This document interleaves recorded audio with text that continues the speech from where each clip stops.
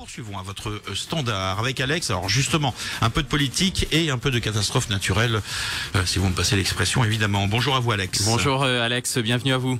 Bonjour messieurs, merci. Effectivement, comme vous parlez de risque naturel ce matin, je voulais ramener un peu ma science. Allez-y. C'est un sujet que je connais assez bien et donc expliquer que ce qu'on appelle un risque scientifiquement, c'est la multiplication d'un aléa par un enjeu. Donc on prend la valeur de l'aléa, on multiplie par l'enjeu économique, l'enjeu financier, l'enjeu humain, tout ce que vous voulez, et ça vous donne un risque. Le produit des deux données vous donne un risque. Donc parfois il y a un aléa très important, un aléa sismique très important à un certain endroit de la planète, mais par exemple aucune construction, aucun être humain qui habite dans l'endroit en question. Donc l'enjeu est nul, donc du coup ça fait un risque nul, parce que même si l'aléa est important.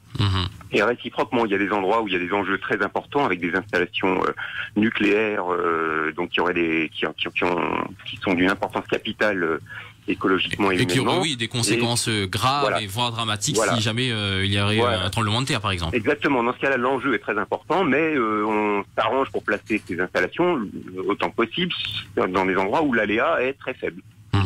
Nul ça n'existe pas, donc l'aléa très faible. Et donc, si je ramène ça à la politique, quand on nous parle du risque Front National, du risque Marine Le Pen... La transition.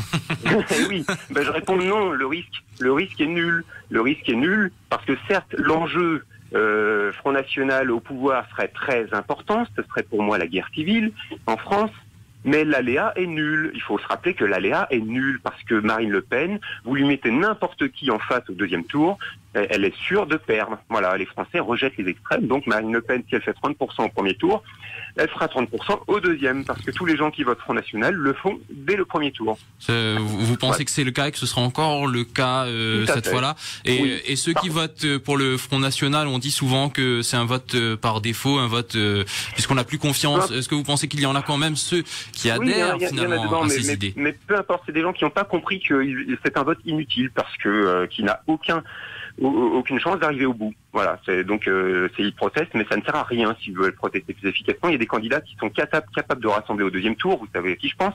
François Asselineau. Oui, parce que vous intervenez régulièrement. Par contre, il y a un risque beaucoup plus important, c'est le risque Emmanuel Macron.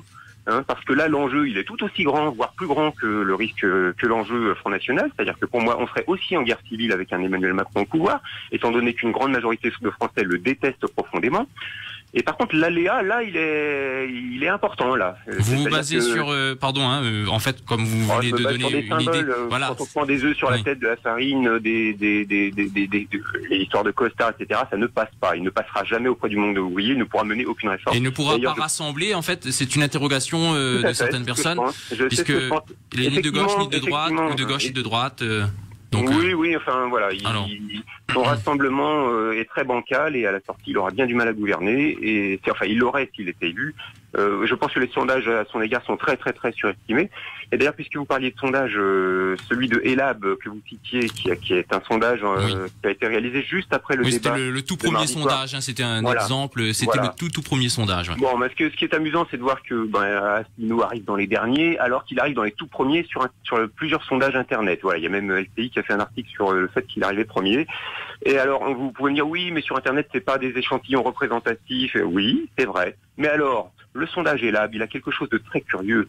C'est qu'il part d'un échantillon de 4052 personnes, qui est un échantillon représentatif, et il en extrait, sans dire comment, 1024 personnes. Il ne dit pas, j'ai lu précisément le rapport de ce sondage, il ne dit pas comment les 1024 personnes ont été choisies sur les 4052. Autant vous dire qu'on peut faire dire ce qu'on veut à ce sondage. Et je pense qu'on lui a fait dire ce qui arrangeait les commanditaires du sondage. Voilà.